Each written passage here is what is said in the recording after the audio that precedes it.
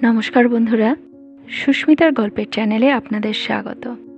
আমি আজকে আপনাদের পড়ে শোনাচ্ছি আশাপূর্ণা দেবীর লেখা একটি ছোট গল্প, চালাঘর। বন্ধুরা, যদি ভালো লাগে প্লিজ প্লিজ প্লিজ আমার চ্যানেলটাকে সাবস্ক্রাইব করে দেবেন। গল্পটা ভালো লাগলে একটা লাইক করে দেবেন। সাবস্ক্রাইব এবং লাইকের জন্য আপনাদের অসংখ্য ধন্যবাদ। তো চলুন শুরু করি আজকের গল্প, চালাঘর। লেখিকা আশাপূর্ণা দেবী। সকালে চায়ের কাপে শেষ চুমুক দিচ্ছে, টেলিফোনটা বেজে উঠল।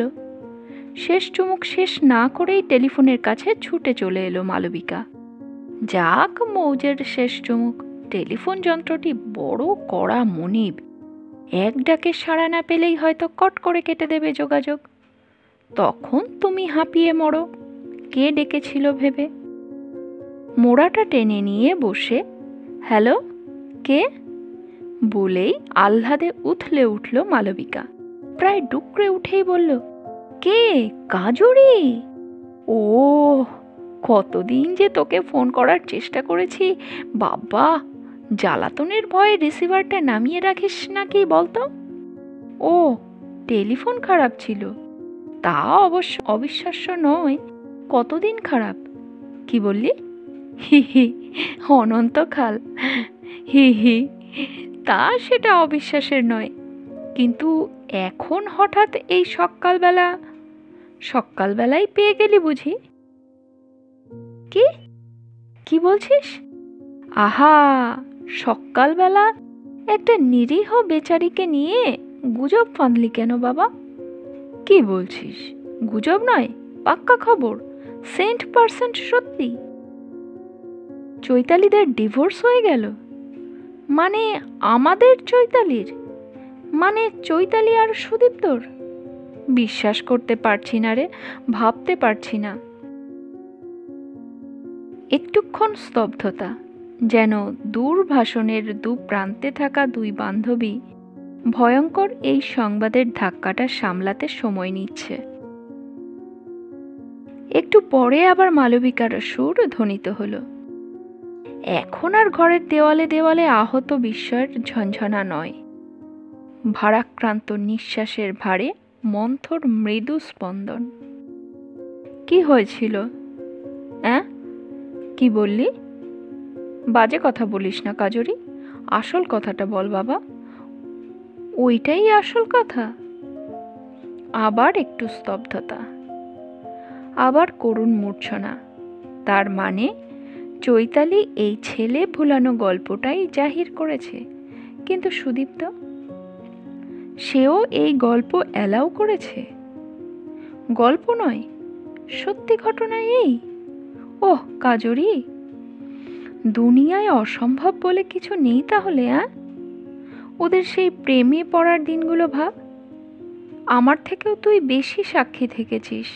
দেখ, এত শুনেও যেন বিশ্বাস আসছে না রে। কবে হয়েছে ঘটনাটি? সন্তর্পণে প্রশ্ন করছে, যেন একটি প্রিয়জনের মৃত্যুর ঘটনা নিয়ে আলোচনা। এই কদিন? তারপরে তোর সঙ্গে দেখা হয়েছে ওদের? তাই নাকি? দেখা হয়নি? এইমাত্র শুনলি? কার কাছে শুনলি? মৌসুমীর কাছে? কখন বলল? এইমাত্র শুনে তুই আমায়? ভাগ্যিস টেলিফোনটা ঠিক হয়ে গেছে।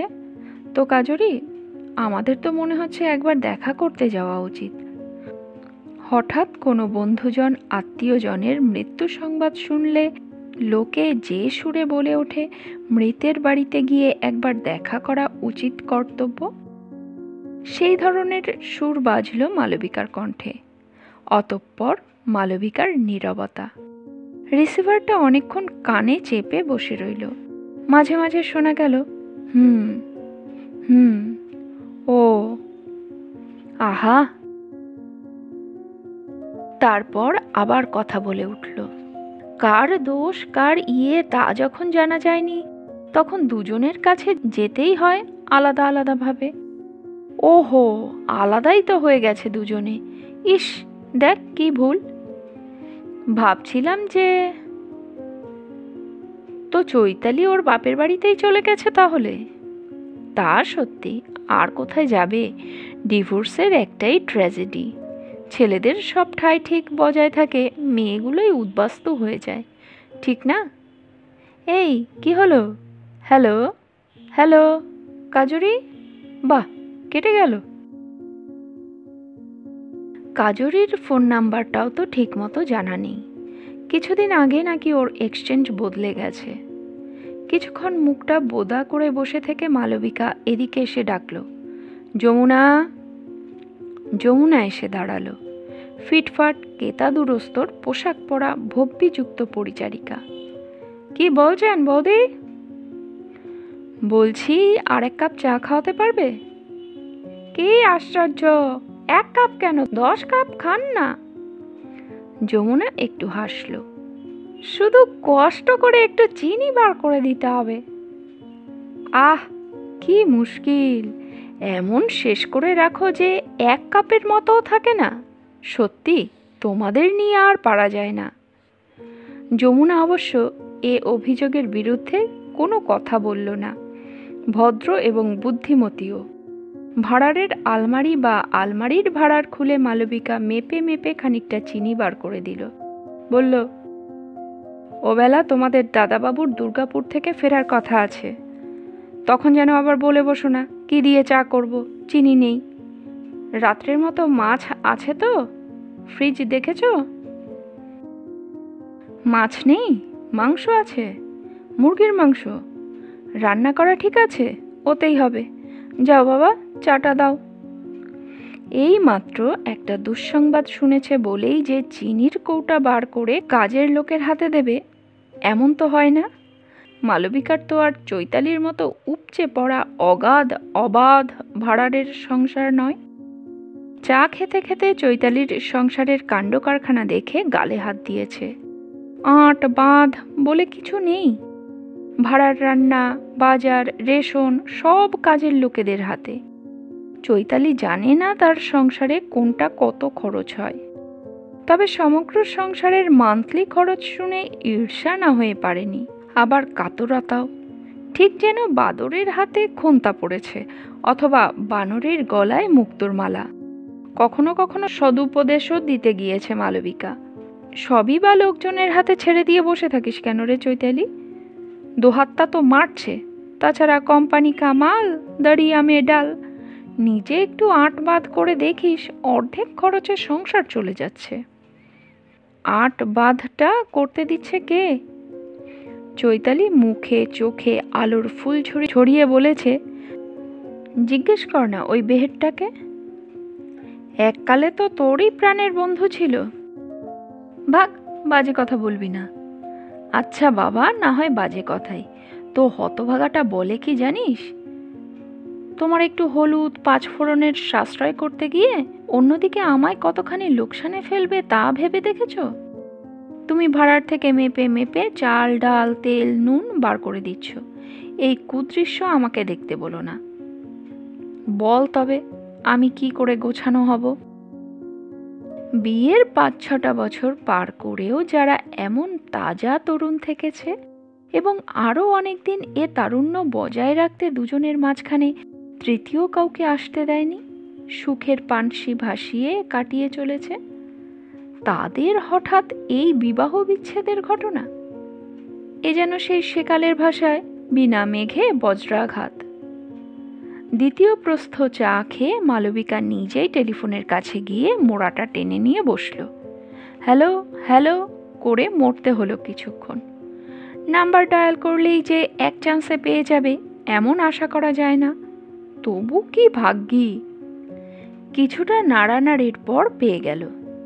পাওয়া মাত্র মুখ আহ্লাদে উদ্ভাসিত হয়ে উঠল, কিন্তু গলার স্বরটা করুণ শোনালো। চিত্রা? হ্যাঁ রে, আমি মালবিকা বলছি। না না, আমার কিছু হয়নি, আমি ঠিকই আছি। সকালবেলায় একটা মন খারাপ করা খবর শুনে এমন আপসেট হয়ে পড়েছি যে কাউকে না বলে পারছি না। তা তোকে ছাড়া আর কাকেই বা বলবো? জানিস আমাদের চৈতালিটা? হ্যাঁ, কি বললি? তুইও শুনেছিস? কে বলল? কাজরি? ও, আমাকেও তো কাজরি। তো তোর কথা তো কিছু বললো না, মনে হলো যেন আমাকেই প্রথম বলল। যাকগে, কিন্তু ভাব কি অদ্ভুত আর কি ভীষণ দুঃখের কথা। তো ডিভোর্সের কারণটা শুনেছিস? ও, তাও শুনেছিস? আচ্ছা, তোর বিশ্বাস হয় এই রকম একটা বাজে তুচ্ছ ব্যাপার নিয়ে? কি তুই বলছিস তুচ্ছ নয়? কি জানি বাবা, তার সুদীপ্তটাই বা অমন বেয়াড়াপনা করলো কেন বাবা? ও তো মোটেই অমন সেকেলে নয়। সবাই তো বাজে প্রেজুডিস বলে ওড়ায়।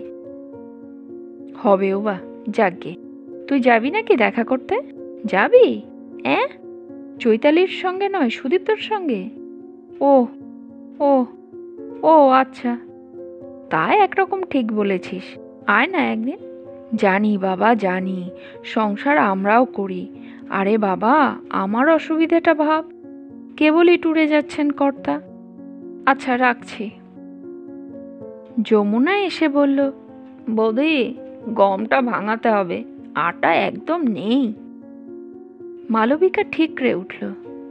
ওহ যমুনা, তোমরা আমায় বাঁচতে দেবে না। কাল বলতে পারোনি? কাল সোমবার ছিল, চাকরি বন্ধ ছিল। অসহ্য।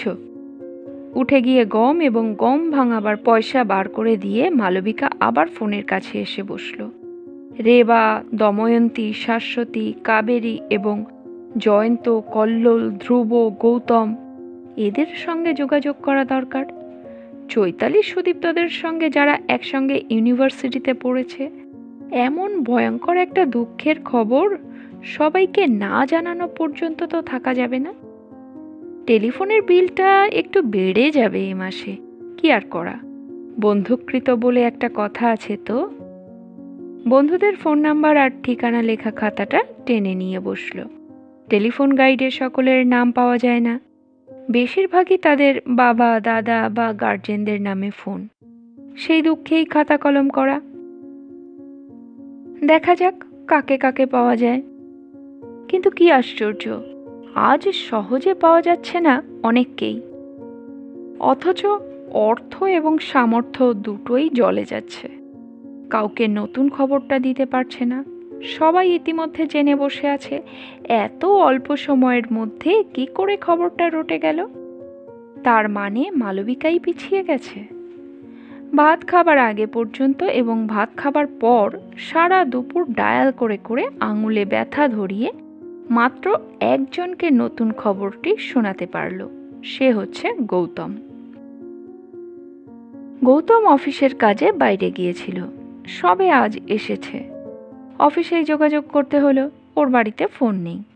গৌতম প্রথমটা বিশ্বাস করতে রাজি হচ্ছিল না, বলল, দেখ, এই তো আমি কালাহান্ডিতে যাবার আগে ওদের বাড়িতে গিয়েছিলাম, দেখা হয়নি। শুনলাম সুদীপ্তর মার স্ট্রোক হয়েছে, ওরা দুজনে নার্সিংহোমে মাকে দেখতে গেছে। মা অবশ্য সুদীপ্তর দাদার বাড়িতে থাকেন। তো এর মধ্যে এরকম ব্যাপারটা। কদিন ছিলে বাইরে? দিন নয় বাবা, মাস, প্রায় 3 মাস। ও, তার মধ্যে পৃথিবী উল্টে যাওয়াও আশ্চর্য নয়। কিন্তু সুদীপ্তদের ডিভোর্সটা বোধহয় তার থেকেও আশ্চর্য। আজই অফিস থেকে বেরিয়ে চলে যাব ভাবছি। ওর মা কেমন রইলেন খোঁজ নেওয়াও হয়নি, খুব অন্যায় হয়ে গেছে। জানিস খবর? জানি, মা মারা গেছেন আর সেই জন্যই খুব খারাপ হয়েছে। তো তাই জন্যই নাকি কি একটা বলছিলি? যাক, যাচ্ছিস তো শুনতেই পাবি। বরং ওর বাড়ি ফেরত একবার আমার এখানে ঘুরে যাস না, তোর মুখেই সবটা জানা যাবে। ওরে বাবা, অসম্ভব, বাড়ি ফিরতে দারুণ রাত হয়ে যাবে। হবে তো কি, ব্যাচেলারের আবার বাড়ি ফিরতে দেরির ভয় কিসের রে? চলে আয়, মুরগির মাংস রাধা আছে, রাতের খাওয়াটা সেরে নিবি। না না, আজ থাক, সে হবে একদিন। আচ্ছা, রাখলাম। রিসিভারটা নামিয়ে রেখে কিছুক্ষণ বেজার মুখে বসে থাকলো। ওহ, খুব দিমাগ হয়েছে, খুব বড়সড় একটা প্রমোশন হয়েছে কিনা। তা এবার একটা বিয়ে করে ফেললেই পারে। বাড়ির মধ্যে অনেক পুষ্যি বলে তুই নিজের জীবনটা ভাসিয়ে দিবি? বুদ্ধু কোথাকার, মনে হয় কিছু? তা ছেলেগুলো বোধহয় এরকম বুদ্ধই হয়, না হলে সুদীপ্তটা কিনা। তুচ্ছ একটা সেন্টিমেন্টের বশে জীবনটা বরবাদ করে দিল। ফোনের কাছ থেকে সরে এসে একবার ঘড়ির দিকে তাকালো মালবিকা। 3:30। চৈতালির কাছে একবার ঘুরে এলে কেমন হয়, কিন্তু ওর বাপের বাড়িটা যে ছাই বহু দূরে। ফিরবার আগে যদি অরুণ দুর্গাপুর থেকে এসে যায়। মাঝে মাঝে বিকেল 5টা 5:30টায় আসে, 4 দিন পরে বাড়ি ফিরছে। আশ্চর্য, আজকে এই যোগাযোগ। হয়তো বিকেলে নয় রাত করেই আসবে। মালবিকা শুধুই আটকে পড়ে রইল।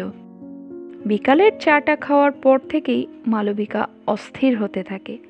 আসবি তো, আয় না বাবা, খবরটা না জানানো পর্যন্ত।